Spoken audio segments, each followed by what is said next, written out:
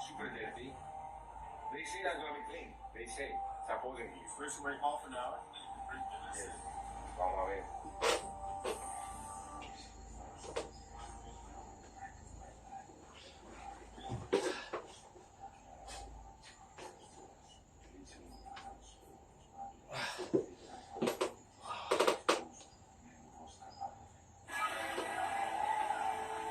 It's fucking crazy. We just have 2 keys. We can't help everyone.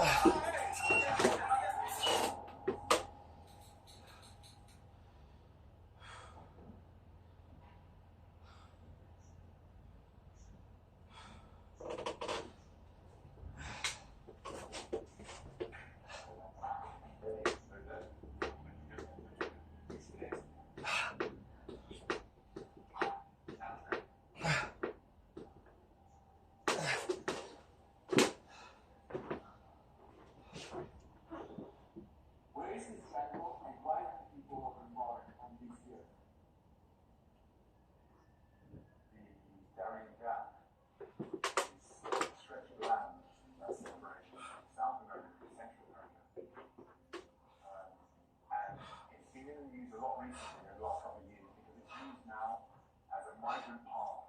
People mostly from Venezuela, but people also from other parts of the world experiencing depression, poverty, mostly poverty. And they're using this stretcher jungle, which has been off limits for people for many, many decades for various reasons. And so now it's very much in the headlines, and that's why myself personally, I want to explore it. Anyway, first we're about Daring Gap. Why did we decide to do it? I first heard about Daring Gap maybe 3 years ago when I used to work in London. I had a Venezuelan friend that his cousin was this junkie. He told me that the world's most dangerous junkie, and actually her cousin got kidnapped from mafia guys. Thankfully, they were free. And then again, a year ago, I was documentary from a team of news channel, and I was like, I would love to meet my own eyes and see how people feel in the world. Why is this jungle so dangerous? There is no towns, no roads, and no laws. It's basically a jungle that is being owned unofficially by the cartels because they use it as a route to move drugs. And also, that one of the most deadliest snakes and tarantulas are in this jungle. Plus the weather. It's completely unpredictable, super wet. And yeah.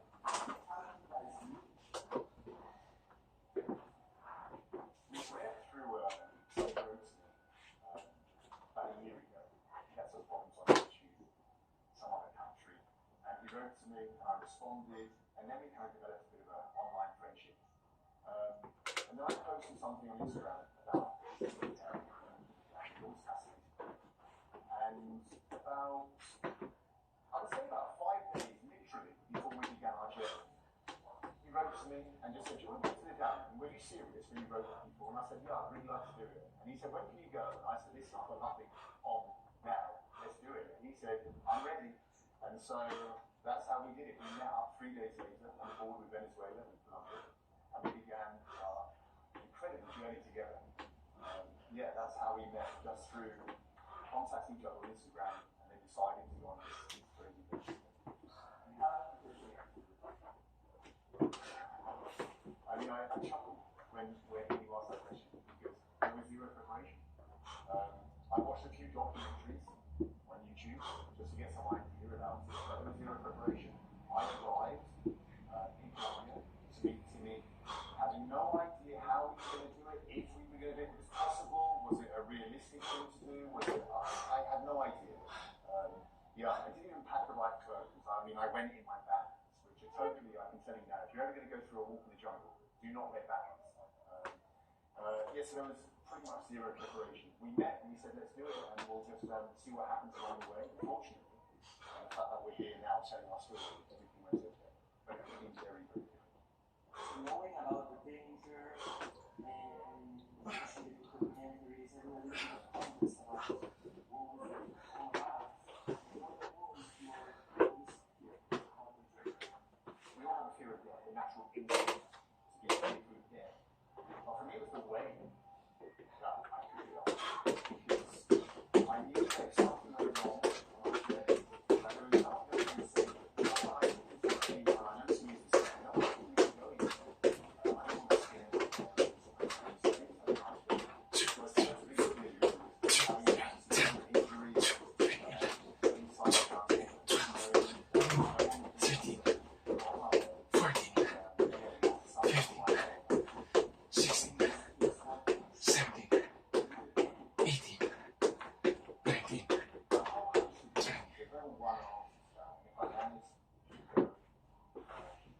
wanting to be the first British man to do it. But also, I spent some time in Venezuela earlier in the year, and I met people who were planning their journey, the migrant routes up to North America to build their lives, to retrieve their lives. And I want to be a part of that, see that journey, to learn about the journey of the migrants, and to understand it somewhat more. Yeah, so I was thinking, can I do this? Am I capable? Am I strong enough? Am I brave enough? And understanding the stories of the other people. Knowing about the danger of crossing and this context of the documentary, what you heard from your friend in Venezuela, the same friends in London, what was your biggest fear about the trip? My biggest fear, before I started the trip, I don't know why. I didn't feel scared before. Honestly, I didn't feel any fear before. Because I don't know, I have this naiveness. It's fun, I have this naiveness. I think, oh, it's gonna be fine. Every time I do something, it's gonna be fine. If you trust the people, if you have a smile, you're gonna be okay. So yeah, before starting the trip, I had no fear. But to be honest, I haven't told you this. When Ben agreed to come with me to this trip, I was super excited, didn't get through. I'm gonna make the biggest travel in the world. But bro, honestly, I felt a bit more stress because if we're two people going through the most dangerous place in the world, I'm like, if something happens to him, I'll die with him. Or something happens, we're together. Or you do the wrong thing, or I do the wrong thing, the mafia guys, then you will be also out in trouble because we're together. So sometimes we're two people, I'm being more scared. You feel it? I understand you, and you're right about when there's two people, it changes the dynamic. And my fear grew when I knew I was going with someone else, because I thought to myself, what happens if something happens to the other person? Then you suddenly got this moral decision to make. Do you leave them? Do you stay with them? Do you save yourself? How do you live with yourself afterwards? Like if you had broken your leg, what would I have done? In fact, the truth is we had this conversation. One night, it was deep in the jungle, maybe after 3 days, and we were passing many bodies and people who just didn't make it through that. People with injuries asking for help that we didn't help.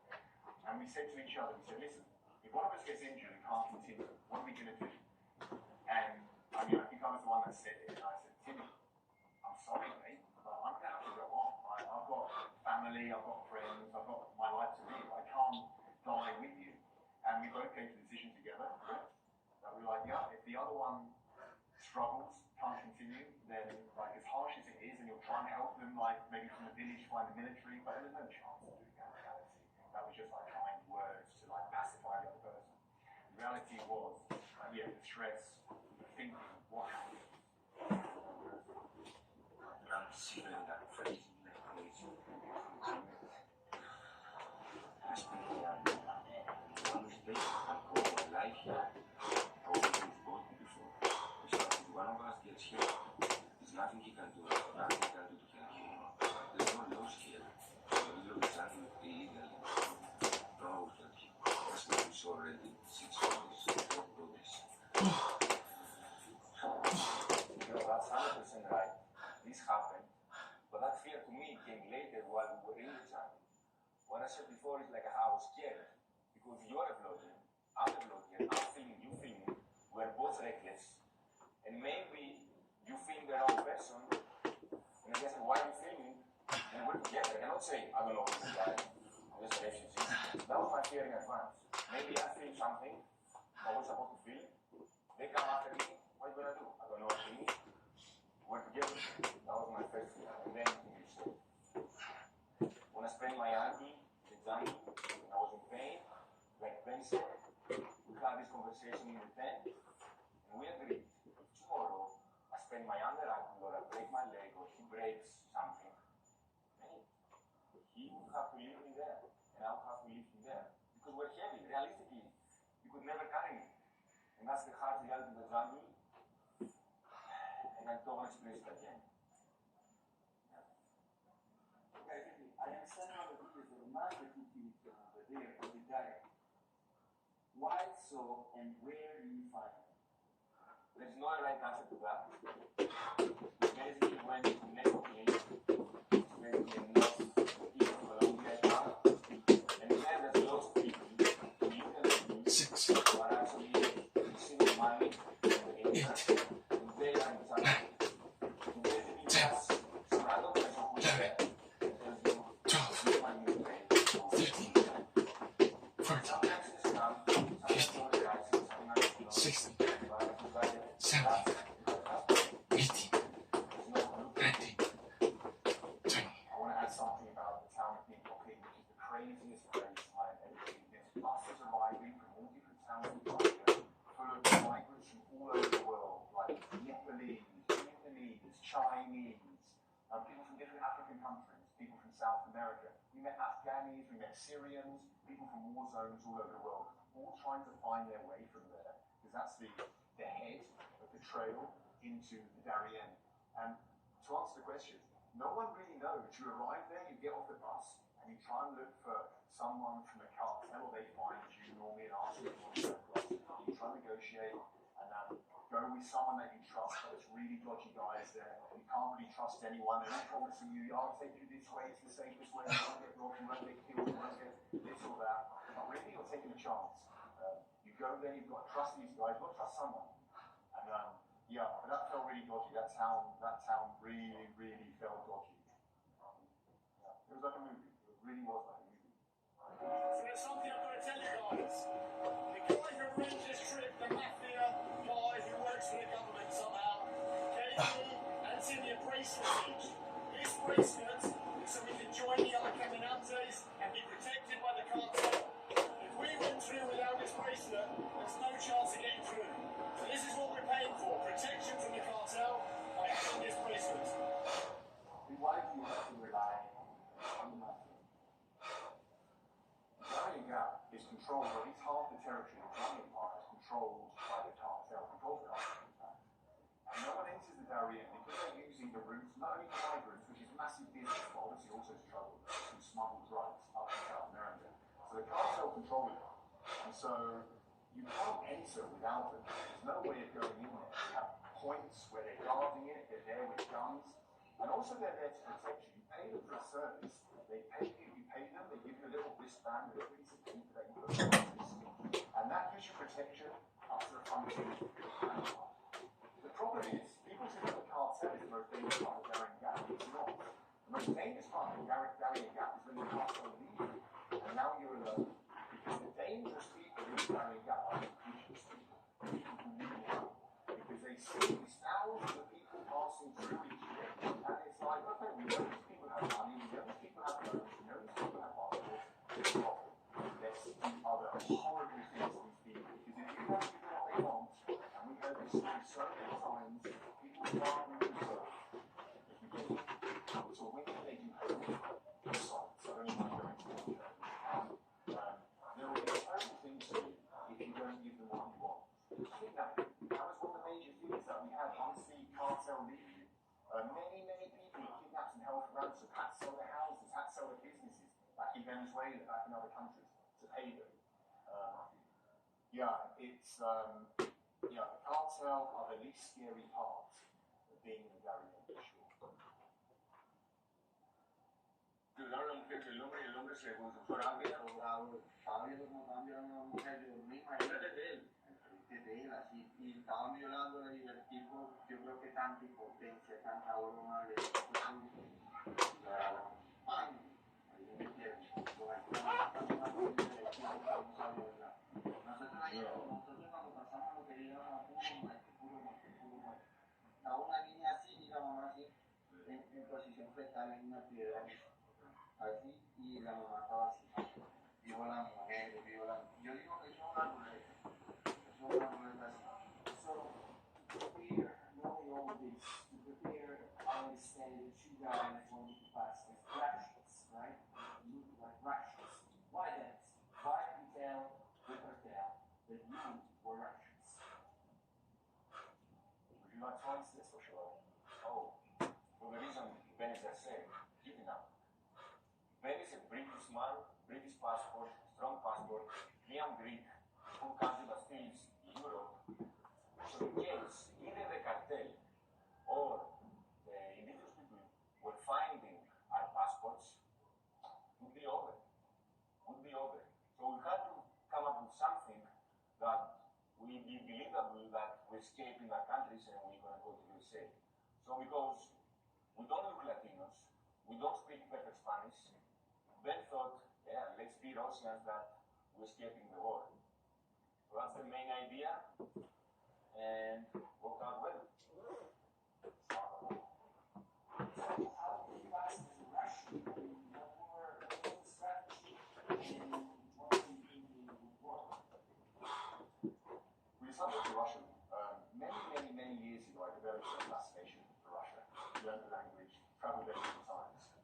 And so it was just for me, a natural choice, because I thought, if by any chance there's another Russian in the group, at least I can pass myself off as a Russian by talking Russian. Yeah, so that's why Russian just came to my head. Obviously, my strong connection to Russia. And I mean, there's a slight connection between Russian and Greece, right? Also in terms of language, things like this. So it kind of made sense.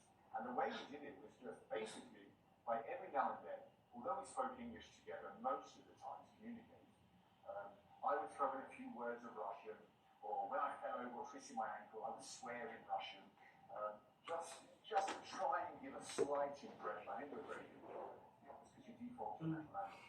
But yeah, I would just try and do things in a Russian way. I'd say, bloody Putin.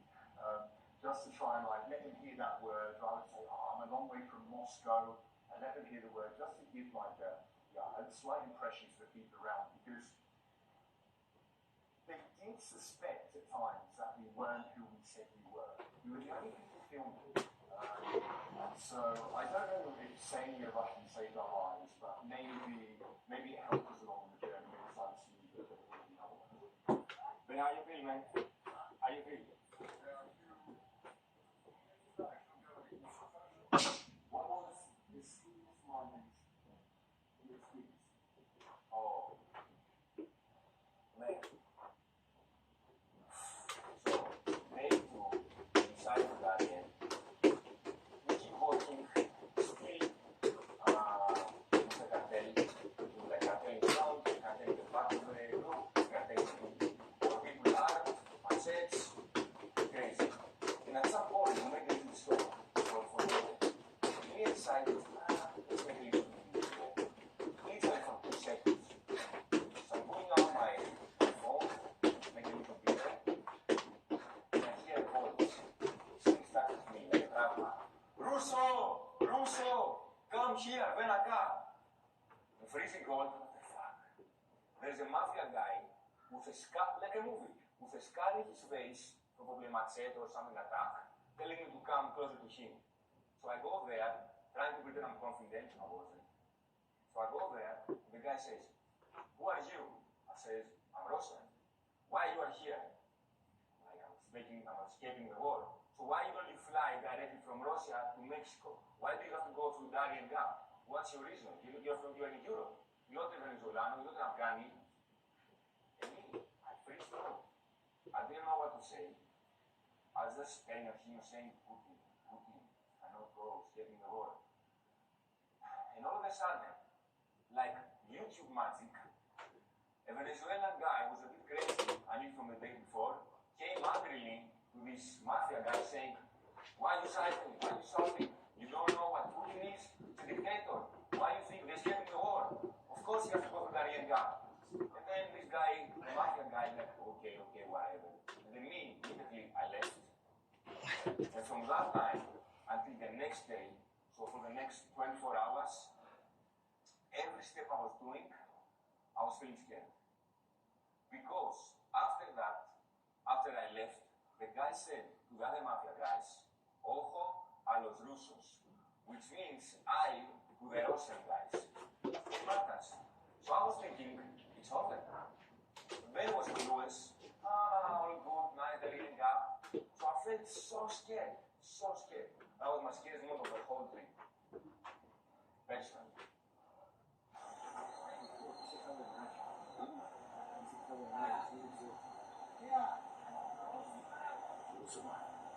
So Ben, what was your scariest moment? Yeah, Timmy had more scary moments than me, I think, just because he speaks Spanish much better than me. So I was so oblivious to much of the stuff that was going on. Just to return to Timmy's point, the scary thing was about them keeping us and with us faking being Russian. The dangerous thing was, in our bags, we had our passports, British, Greek. So they can demand to open your bag at any time. And if they opened our bags, and wait there, these two Russian guys got a British passport, he's got a Greek passport, it just, I don't know how we would have talked our way out of that. So I can understand Timmy's fear of that. For me, my scariest moment, we were warned constantly about indigenous people. That the people who are going to rob you, the people who are going to kill you, kidnap you, do whatever else you are indigenous people. And indigenous people in the Caribbean, they have their own language. And one morning, about 3 o'clock, picture that, I'm lying in the tent, I'm stealing one in the middle of the jungle, I have no idea where I am, how many more days I've got to go. So this room, people, men, came and arrived, and they were setting up tents next to us, and they were speaking a language that sounded so prehistoric and old, and just, I didn't recognize it, and I started freaking out. And I was half outside the tent because we had a small child's tent, so I was too big to have my legs inside the tent. And these people were there next to us, you know, blah, blah, blah, blah, blah, in this strange language I'd never heard before. And I said to Timmy, sit the tent up, hide our faces, hide the fact that we're gringos that have got white skin. I was terrified. And only, so I thought we were going to get robbed or something was going to happen, something really bad. And then, as I listened more, I calmed down, I started to calm myself down. I started to recognize some words. And the words were really like Indian. The words I recognized, I spent time in the past. It turned out they were Nepalese migrants, about 50 Nepalese migrants who were talking together in this jumble of words. I didn't understand why. I was like, immediately I calmed down. And I was like, oh, thank God, these just are the migrants I passed, they're not the indigenous. But that moment, for maybe like 2 or 3 minutes or 5 minutes, was absolutely terrifying. By far, the scariest moment, definitely the Darien, and quite possibly my entire life. You mentioned your passport. What else did you take with you? I mean, it's zero preparation to my backpack.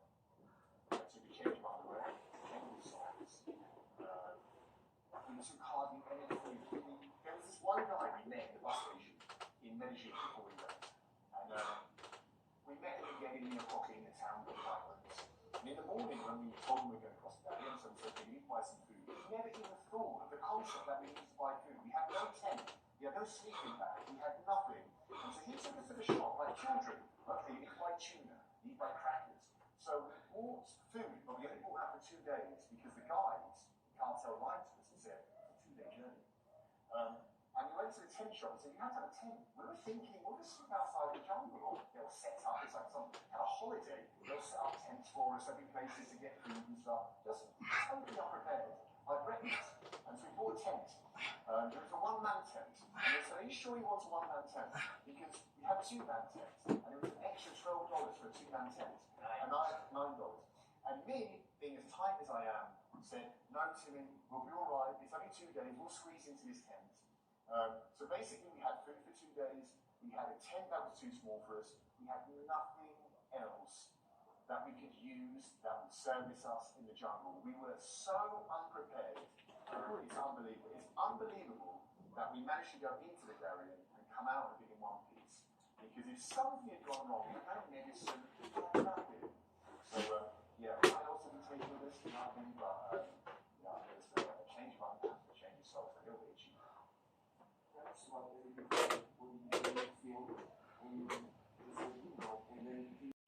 His heart's in the game. She responds to that in a pretty playful way, I think is what she was going for. So she said, let me know if you want to go out tomorrow so I can cancel my daughter's parent-teacher conference. To which our Casanova here says, such a good girl you are. I'm free tomorrow. It's already getting so yucky. Such a good girl you are. He's speaking to her like it's a dog or something, like he's about to offer her a treat. And then she says, I'm not, with a laughing crying emoji, to which he wants some clarity. You're not a good girl, or you're not free. And she clears up the confusion. She says, not free. I have to go to a parent-teacher conference. Already, this whole exchange is going cattywampus. The wheels are falling off pretty quickly. And somehow it just continues to go further downhill, a goddamn avalanche of cringe. So he goes, damn, I actually thought you'd be fucking bad AF and cancel, haha. And she says, I'm alarmed that you would want to go out with someone who would do that. And he goes, haha. I mean, in the back of my head, I was hoping it was a joke, that you didn't actually have one. Which he says, unfortunately, I do. And then he goes, all good, you're doing well, giving me attention right now. And then she says, I can meet up for a drink if you want, since you live close. I have my kids this week, but they're older, so it's not like I can't go out. I have them every other week. Where do you live? His response here is really confusing. What does that mean? All good, you're doing well, giving me attention right now. What's happening? Is she like scratching under his chin? Like, I don't get it. What is he referring to? They're just talking on Tinder, and why is she? So you're going to start to notice that as this exchange continues to unfold here, it feels as though they're having two different conversations. Like, it's super all over the place. Like, the dots don't connect at all. Like, they're in two different dialogue trees, and it's not matching up. Now, our boy Chris, the protagonist, is a lot of things, but a coward he is not. He tries to employ the most delusional strategy you could ever envision. This is not something you'd ever find in John Madden's playbook. I'll say it like that. So, after he asks which part of downtown she's in, she replies, not saying. He then tries to, like, assure her that he's not going to, like, go out of his way to find her. He's not, like, a stalker. He's not weird or creepy. He says, I'm not going to go find you all. And then he says, I just got done with the gym, now doing post-workout naked stretching. Chris, are you okay? Post-workout naked stretching. You're off your gourd. Brother, you lost your marbles. What is a post-workout naked stretch? Are you telling me this guy's at Planet Fitness right now in the locker room fucking goatseeing himself in order to get like reps in at the end? Like, that's how he cools down? What is a post-workout naked stretch? I've never even heard of that before. This is him trying to be, like, hot about things. I think, like, ooh, this is going to get her wet. I was at the gym, pumping iron, praying at the Iron Temple, way min, babe. And then I finished. Biggest pump of my life. So obviously I took my pants off, put both legs over my head, and hung a 5-pound kettlebell from my erect wiener. Hold for 30 seconds for 3 sets. It's the only way to conclude a good workout. Like, what the fuck is even happening? I don't know why he thought this was a good idea. Like, unless he's like an OnlyFans creator or something, and this is just content that he films, like the, you know, naked yoga that you see on YouTube or something. It's just, it is a wild attempt here at, like, flirting or trying to be, like, sexy on Tinder or something. It is bold. It is brutally cringe. She then responds by saying, if you were driving by, you might peep in the window. Haha. Sounds uncomfortable. Referring to the stretching, I think. Which he just says, I mean, of course. Now, here's where things get even more fucking confusing here. The conversation really does feel like some kind of malfunctioning quest line in an MMO, where, like, the dialogue is just incorrect. Like, the characters are glitching out. So, he says, to the stretch, asking about, like, what sounds uncomfortable. And then she says, no, for work. My stylist feeds me champagne. I don't know, maybe I'm the problem. What is she talking about? Like, how does that fit into anything that's happened here with this absolute disaster that Chris is trying? I don't understand. Maybe she's just trying to change the subject. I'm really not sure. And then he goes, was a bartender, now I'm just a content creator and going to start day trading. Oh, so you're a little horny. What is happening? So I think my initial theory might be the right one. He might be like an OnlyFans creator, so the naked stretching he puts on the premium subscription tiers or something. But those days are going to be short-lived because he's going right to day trading. He's going to the tippy top of the food chain. He's watched a few TikTok financial gurus, and he's got it figured out now. I also don't know why he says, so you're a little horny. Like, where is he even finding that? There's no hint of horniness anywhere in here. And then she goes, "Oh God, what a nightmare you are. Got some crypto, do you?" So the red flags are abundant here. She's starting to notice there's some holes in this ship, and it is sinking. This is fucking going disastrous, catastrophic. And he goes, "Ew, no, I'm not a corporate bro. I'm a film person." I mean, okay. To which she also just says, "Okay." And he goes, "Good girl. What in tarnation is happening?"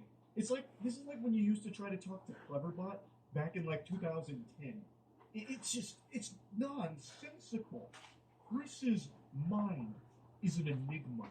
It is a confusing, perplexing hellscape of ideas, and communication is nuts. It's frying my brain just trying to process it. His inability to communicate effectively is impressive. It's alarming. Next, he says, "I just want to get away from bartending before I hit someone." Lol. To which he says, "Yeah, nobody wants to hit content creators and day traders." Obviously making a joke about it. He then goes, "Nah, poor cat. But at least I'm tall and handsome. One saving grace." He's trying to hype himself up, give himself some gas here, which falls extremely flat. The tank is run empty. She just goes, "If you say so." And then he tries to save it by saying, "A focus group told me. Wasn't my say." His attempt at being playful, like, "Oh, I would never say this about myself. It's what everybody else says. So I'm tired of hearing it actually about how fucking tall and handsome I am." And then she says, "I like short guys." He goes, "How short?" And she says 5'7" to 5'10". And this is where it got personal for me. A dagger to my heart. She likes short guys and lists guys taller than me. So I am freakishly short in her eyes. That's fucked up. 5'6" is fine. 5'6" is a beautiful, perfect height. Damn it. His response to all this is another head scratcher. He goes, "Well, I'm too tall to ride you then, even though I prefer shorter women." She says, "Well, I'm sure I'm too non-gym oriented for you." He says, "You look like a gym exercise, to be honest." But yeah, you look like a good barbell curl. You look like a lat pull-down machine, babe. Yeah, fuck yeah. Nailed that. A wonderful line from him, really. "I walk my dog slowly around the block twice a day." He says, "I'll be the dog." This guy is so horny. This guy is criminally horny. Like, his arousal should be studied because it is on a whole different level, a whole different dimension. Everything he is reading is making him hornier, and he's saying goofier and creepier things each and every time. She goes, "No offense, but you might be the fuckboyest fuckboy I've ever talked to on Tinder." And he goes, "Damn, you must not get many guys on here then." You could get 1,000,000 guys, and I still think this guy would be up there in like the top 0.001% of outrageously horny weirdos. This is impressive. She says he's her first match in a year and a half, and he says, because this is light news compared to the shit I've heard, talking about like war stories, about that PTSD episode about the shit he's read on here. And then he says, "Doesn't help, I'm naked with a hard on." And then her response is, "I don't feel like I'm being very flirtatious." And then he says, "The stretching and stroking while talking to you helped." What is happening? Somebody save Chris from himself. What is going on? This could be its own fuel source. Like, his sexual arousal, his non-stop, never-ending horniness on a conversation that has gone nowhere, talked about nothing, and yet he is still beating his meat to it, choking the chicken to what? To what? Like, there's not even like an imagination you can make out of this conversation that would be even remotely associated with something sexual. And he just keeps going. He's talking about being naked with a heart on. What happened to your naked stretches? What are your stretches? What are those naked post-workout stretches? Did you put a butt plug in and wiggle it around or something and stick on his ass and that's why he's so horny now? Making a G-spot? Like, what is going on? All she says to that is, "Okay." And then he goes, "Do you mind?" I'm doing it whether you mind or not. I don't really care, but do you mind? Is that cool with you think? And then she goes, "Mind what? Me stroking myself while we chat." Oh, it's so yucky. Oh, it's so foul. Not at all. Can I tell you a story about last night when I was alone in my bed? Sure. My cat jumped up next to me and started hacking, and then she threw up in my hair. So this is her attempt to try and gross him out to ruin his mood, but she doesn't realize the raid boss of cringe that she's up against. He even calls her bluff. He goes, "Not gonna get me soft," literally wiggling his finger saying, "Nope, That's not going to stop me. I'm squeezing my hog no matter what. I've had my cat vomit multiple times. I had to get up anyway because I perioded all over my sheets. And he goes, yum, nice try. And she goes, through the mattress cover. He goes, bleach helps. Were you naked? Oh my god, he's still in it. He's still in the zone. He's in the flow state. He's in the mainframe. And she goes, I was wearing my hoodie footy pajamas that have toasters on them. Which he says with an ass flop. Then he comes back to clarify that he meant flap, because ass flop makes no sense and wouldn't want to be rude, that'd be ridiculous. To which she also says, no, that's ridiculous. And he goes, of course, I'm harder than ever now. She just sends an emoji. He goes, yep, I'll leave you alone, unless I can show off. So he's finally saying, all right, I'm out of here. I've had my fill. I've done what I needed to do. I'm good. And then she closes this all out by saying, why do you even need to get a woman on the other end of the conversation? Just put a wig on a stuffed giraffe and show her your stuff and talk about how hot you are. So this whole conversation is one of the books. This is something special. This is so fucking weird. On every possible level. A part of me thought that it was him just trying to be weird on purpose, just to like, gross out a stranger on Tinder or something. But the more I read about it and read it itself, the sacred text here, the more I'm convinced that this guy is just an actual fucking freak. Like, just an actual lunatic. So yeah, I just had to share this. That's about it. So, yeah.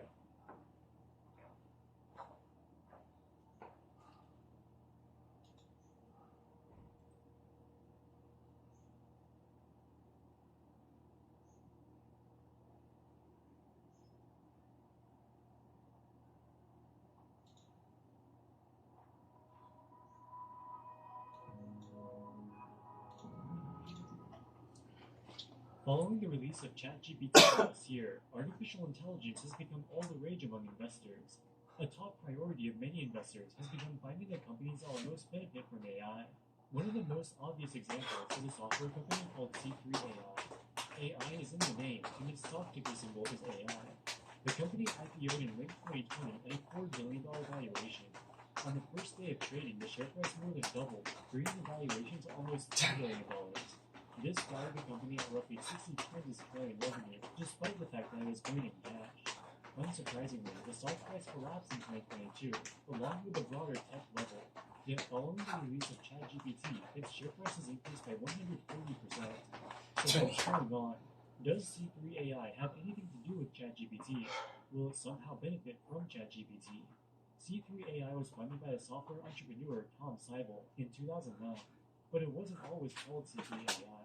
Up until 2019, just 1 year before its IPO, it was called C3IoT. In fact, that wasn't even its first name change. Prior to 2016, it was called C3 Energy, and initially focused on making software for so-called smart grids. So what does C3 do? Do they make software for electric utilities? Do they do something with the Internet of Things? Or do they do artificial intelligence? It's hard to keep track of all their name changes. In this video, we'll take a deep dive into C3AI and see whether or not it can live up to the hype. Keep in mind that this video is not investing advice. Please do your own work and consult with a professional before making any investment decision. Tom Seibel founded Seibel Systems in the 1990s. Seibel Systems made customer relationship management, or CRM, software.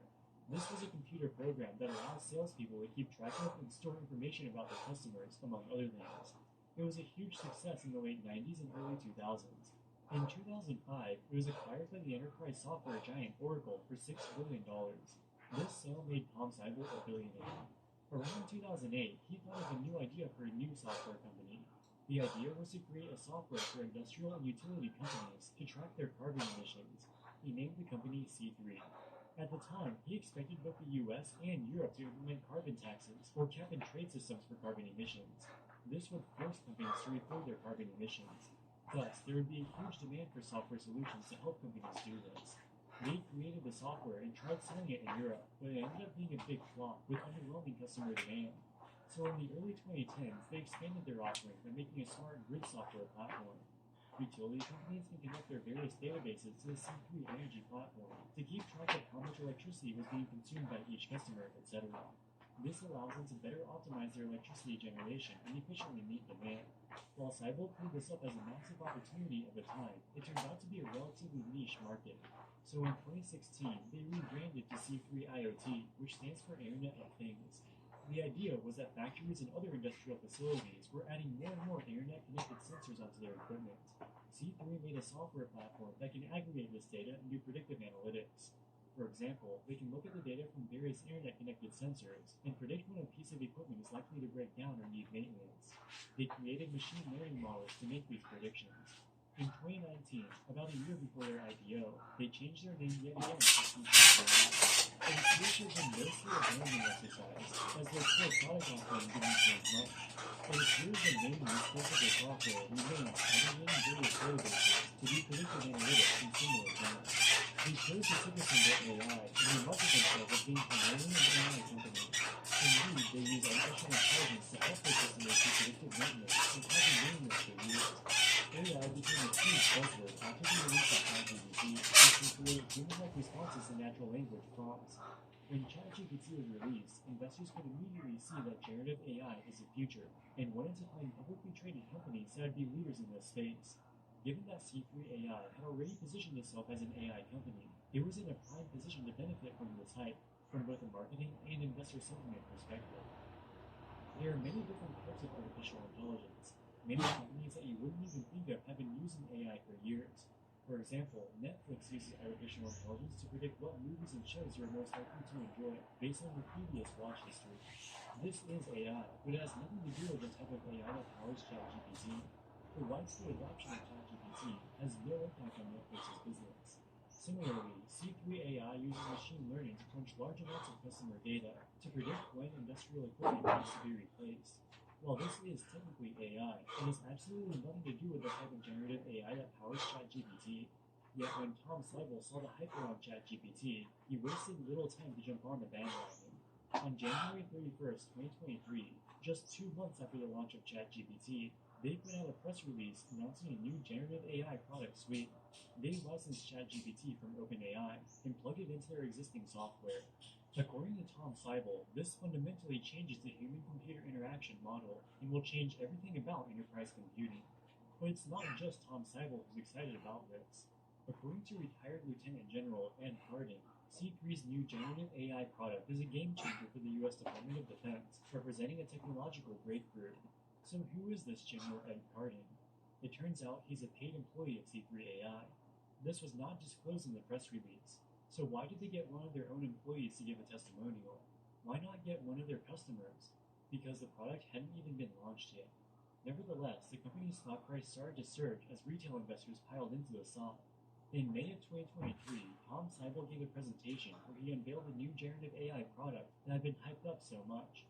It appears to be a search engine powered by ChatGPT, licensed from OpenAI. It allows a user to search for data that they have already integrated into their C3 AI dashboard. It could potentially save you a little bit of time compared to searching for the information manually, but it hardly seems like a great game changer.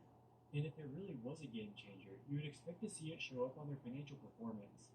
In the quarter ended July 31st, 2023, which was their first quarter after releasing their generative AI solution, their revenue actually declined slightly compared to the prior quarter. Their operating loss expanded to a record $74 million. Far from being a game changer, the new generative AI product seems to have had negligible, if any, impact on their revenue. Another point of concern is that even as their revenue has increased in the 2 years after they went public, their operating losses have also exploded. In the past, Seibel would tout the company's high gross margins as evidence that the business would eventually become profitable. Here's him telling Mad Money's Jim Cramer about the company's path to profitability in July of last year. To people who have never done what you've accomplished. But you have investors who are saying, look, I'm in this thing. I know Siebel is bankable. I want to see right now, this year, that he can't make a lot of money from it. Well, I think what we need to look at is the addressable market opportunity. And for me to throw this in a cash profit business in 90 days, which I can do, would be not in the best interest of the shareholders and not in the best interest of our customers. We have a clear path to profitability, in the next, let's say, 6 6 quarters, Okay. where we basically reduced our marketing expenses from 29% of revenue to 11. Nobody spends 29% of revenue on marketing. Our R&D expenses to establish technology leadership have been 44% of revenue. Goodness, Jim, nobody spends 44% No, of I revenue. agree. Look, According to Seibel, if he wanted to, he could cut costs and make the company profitable within 90 days. But they're investing in research, development, and marketing in an effort to grow revenue. Eventually, their revenue will grow, and their operating expenses will decrease as a percentage of revenue. But the opposite has happened. Since the company went public, their operating expenses have grown as a percentage of revenue. In the most recent quarter, general and administrative expense is 27% of revenue. Sales and marketing is 61% of revenue, and research and development is a staggering 70% of revenue. Yet despite the massive spending on sales and marketing, the company's revenue has actually declined. This begs two questions. Firstly, why was their generative AI tool such a flop? And secondly, why are they losing so much money despite posting very high gross margins? C3 AI's customers are from a wide range of industries. It can be a very complicated process to connect the thousands of data sources within a company to C3 AI's platform. In some cases, C3 AI needs to make new versions of the software, specifically for a new customer or industry vertical. They advertise that they have 40 different turnkey applications to meet the needs of their customers. These were very expensive to develop. As they broaden their customer base, they'll need to continue investing heavily to make ever more applications. This goes to their extraordinarily high research and development costs. R&D expense includes development of features and modules created through prioritizing engineering services purchased by customers where the company retains the intellectual property. Normally, when we think about research and development, we think of researchers developing a new product that will eventually be mass-produced. The research and development should be thought of like a one-time expense. C3's customers are diverse, and their specific needs are often unique. It appears that in many cases, C3 needs to expend significant research and development efforts to make a new version of the software that works specifically for one or a handful of customers. C3 does own the intellectual property rights for these new versions of the software, but it's unclear how valuable they are.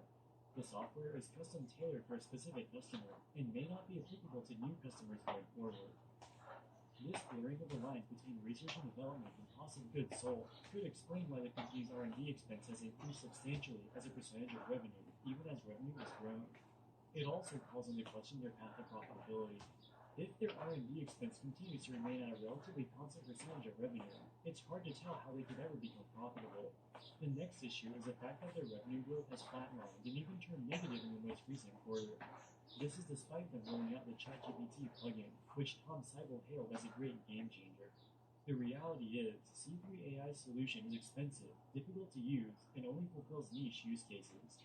There are many competitors, including Palantir, Databricks, and Snowflake, who can all pretty much do the same thing, aggregate the data within an enterprise, and run machine learning models. The C3 AI generative AI tool is nothing special. They just licensed ChatGPT from OpenAI. Many software companies are doing this now. For example, Snowflake has something called Snowflake Copilot, which is very similar. Anyone can license an AI chatbot from OpenAI, Google, or others, so it's not a differentiator. Recently, there have been a few signs that C3 AI is having difficulty landing new customers. In 2019, they created a joint venture with the oilfield services company Baker Hughes. As part of the deal, Baker Hughes gave the right to act as a sales agent for C3 AI in the energy sector. When they first struck the deal, Baker Hughes demanded some minimum annual revenue guarantees. For example, if Baker Hughes failed to sell $100 million of C3 AI products in 2021, they would have to pay the difference to C3 AI. They renegotiated the deal twice, both times decreasing the minimum revenue guarantees. This indicates that Baker Hughes has struggled to sell C3 AI's products. Another point of concern is the strategic partnership they have with Google. In September of 2021, C3 AI proudly announced a strategic alliance with Google, whereby C3 AI's products are integrated with Google Cloud, and Google salespeople co-sell C3 AI's products to enterprise customers. This looked like it was hugely positive for C3 AI. Interestingly, in August of 2021, just a few days before the Google Cloud partnership was announced, C3 AI signed a $103 million lease for a new headquarters building. The landlord was a company called DWFIV 1400-1500 Seaport Boulevard, LLC. The address of this building is 1400 Seaport Boulevard, Redwood City, California. This building is right next to a massive Google office building. DWFIV 1400-1500 Seaport Boulevard, LLC appears to be a company owned by Google. A man named David Radcliffe signed off on the lease representing the landlord. According to his LinkedIn profile, he was a vice president of real estate for Google at the time. So C3AI agrees to pay $100 million of rent to Google, and then a few days later they announce a strategic partnership. Was this a coincidence? C3AI likes to portray itself as a leader in AI and a beneficiary of all the hype surrounding ChatGPT. But the type of AI that they do is very different, and the disastrous financial results speak for themselves. Tom Seibel makes frequent appearances on cable television, hyping up the prospects of his company and building a substantial following amongst retail investors. At the same time, he's dumped $600 million worth of his personal holdings since the IPO. Eventually, the current investor euphoria around all things AI will die down. C3AI may be remembered in the history books as just another stock promotion. Alright guys, that wraps it up for this video. What do you think about C3AI? Let us know in the comments section below. As always, thank you so much for watching, and we'll see you in the next one. Wall Street Millennial, signing out.